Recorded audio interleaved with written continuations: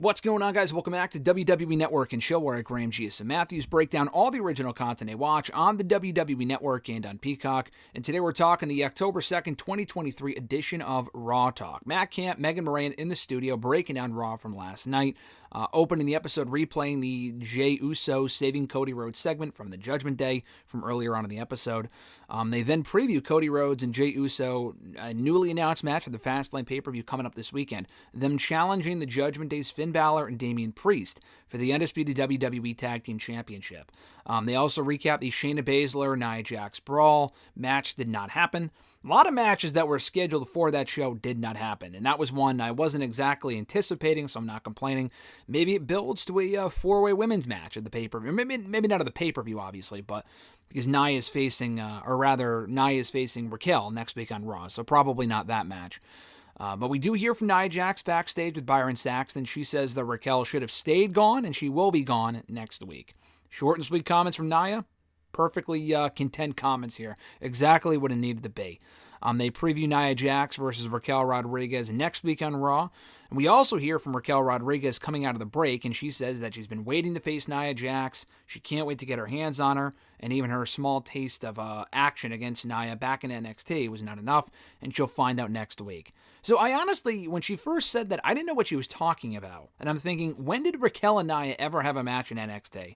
Nia left NXT long before fucking Raquel Rodriguez got there. Raquel Rodriguez, I think, debuted in NXT officially in 2020. She was in one of the Mae Young Classics years before that, but they never crossed paths in NXT until, which I completely forgot about, they were on opposite teams in that WWE Women's Tag Team title match back in 2021.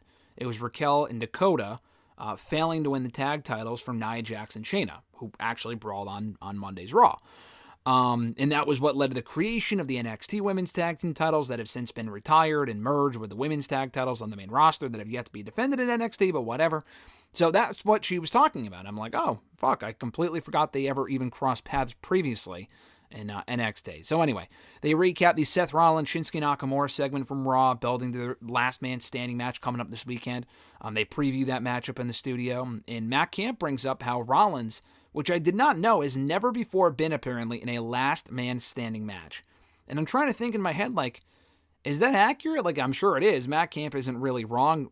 It's very rarely wrong with that sort of stuff. So I'm thinking, that must be correct, and I'm thinking, wow, that's crazy. Like, he's never been in a last man standing match before. That's wild. They recap Xavier Woods beating Ivar. We hear from Ivar afterward backstage. Just him, no Valhalla this week. And Ivar says that New Day took out Eric, and Valhalla says an eye for an eye, but the gods will salivate, he says, and he promises to bring pain to the New Day and that nobody is safe. So they preview Kofi Kingston taking on Ivar next week on Raw in a Viking rules match. They also recap Gunther's successful defense of the Intercontinental Championship against Tommaso Ciampa in the main event of Monday Night Raw. Great match. Leading to the post-match reunion of DIY. Johnny Gargano and Tommaso Ciampa back together again.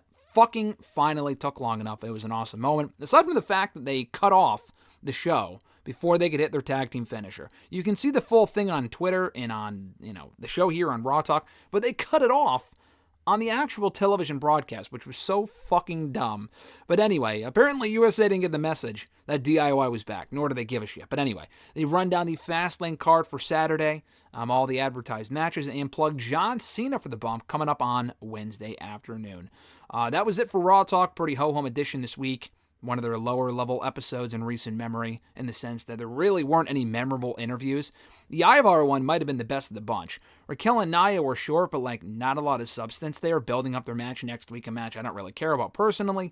And the Ivar stuff was fine. So kind of a below-average edition by Raw Talk standards for this week. Thank you guys for checking out my review. I appreciate it. Be sure to like the video, drop a comment, share the video, and subscribe to the channel for more daily content. Have an awesome one, guys. I'm Graham G.S. Matthews, and I'll catch your ass down the road.